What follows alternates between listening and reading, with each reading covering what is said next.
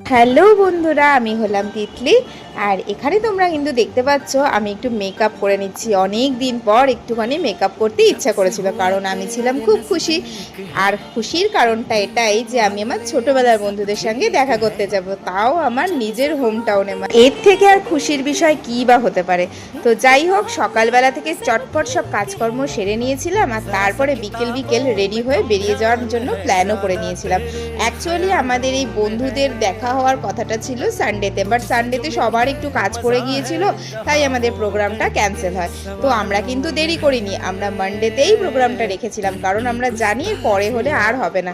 Actually আমার এই ছোটোবেলার আমরা 3 বান্ধবী থাকি, এক একজন এক এক প্রান্তে। তো দেখা তো হওয়া খুবই টাফ, কারণ সবাই নিজেদের জীবনে বিজি। ওই ফোন আর হোয়াটসঅ্যাপ ছাড়া কোনো গতি নেই। তাই যখনই সুযোগ পাই না পাশাপাশি বসে সেই স্কুল লাইফের মতো গল্প করার, আমরা কেউ সেই সুযোগ হাতছাড়া করি না। যে যে অবস্থায় আছি চেষ্টা করি একসঙ্গে দেখা করার।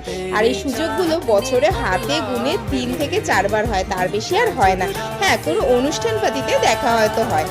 আর সোমবার ছিল অসম্ভব গরম, ওই ঘাম আর মেকআপ অর্ধেক মুছতে মুছতেই পৌঁছে গেছিলাম মধ্যমগ্রামের সিয়া ক্যাফেতে। আর সবার লাস্টেই কিন্তু আমি পৌঁছেছিলাম, ওরা অলরেডি পৌঁছে গিয়েছিল আমার আগে।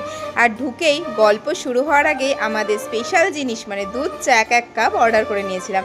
এই ক্যাফেটা বেশ আমার ভালো লেগেছে, যেমন খাবারের কোয়ালিটি তেমন কোয়ান্টিটি, আমার দুটোই খুব ভালো লেগেছে। এই খাবারটা দিয়ে প্রথমে তো আড্ডা শুরু হয়েছিল, পরপর এরপরে আরও কিছু খাবার আমরা অর্ডার করে নিয়েছিলাম। আর এই দুই ছানাকে দেখছো তো, একদম চুপচাপ বসে আছে, কারণ ওরা একে অপরকে লজ্জা পাচ্ছে।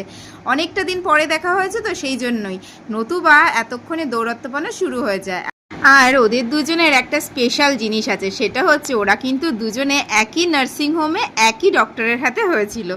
আর ওদের দুজনের বন্ডিংটাও কিন্তু বেশ ভালো, কিন্তু অনেকটা দিন পরে দেখা হয়েছে তো তাই একটু লজ্জা পাচ্ছিল, কিন্তু সেই লজ্জা বেশিক্ষণ ছিল না। তারপরেই একটু পরেই ওরা মানে দুজনে ট্র্যাকে চলে এসেছিল, দৌড়াদৌড়ি ওখানে খেলাধুলো শুরু করে দিয়েছিল। আর এদিকে আমরা 3 বান্ধবী গল্পে এতটাই মত্ত ছিলাম যে আমি অর্ধেক ভিডিও ফুটেজ তো তুলতেই ভুলে গেছি, আর তার সঙ্গে ফটোও সেভাবে তোলা হয়নি। গল্প করতে করতে সময়ের দিকে খেয়ালই ছিল না, বাইরে দেখি বৃষ্টি একটু ধরে এসেছে। তো ওরা আমাকে বললো এখনই বেরিয়ে যেতে হবে, আমি যাব অনেকটা দূরে। তাই ওরা আমাকে বাসে তুলে দিয়ে যে যার বাড়ির দিকে এগিয়ে গেল। আজকে আমার গল্প এইটুকুই, চলো পরে দেখা হচ্ছে নেক্সট ব্লগে। আর অবশ্যই আমার চ্যানেলটাকে সাবস্ক্রাইব করে দিও, সঙ্গে থেকো, টাটা।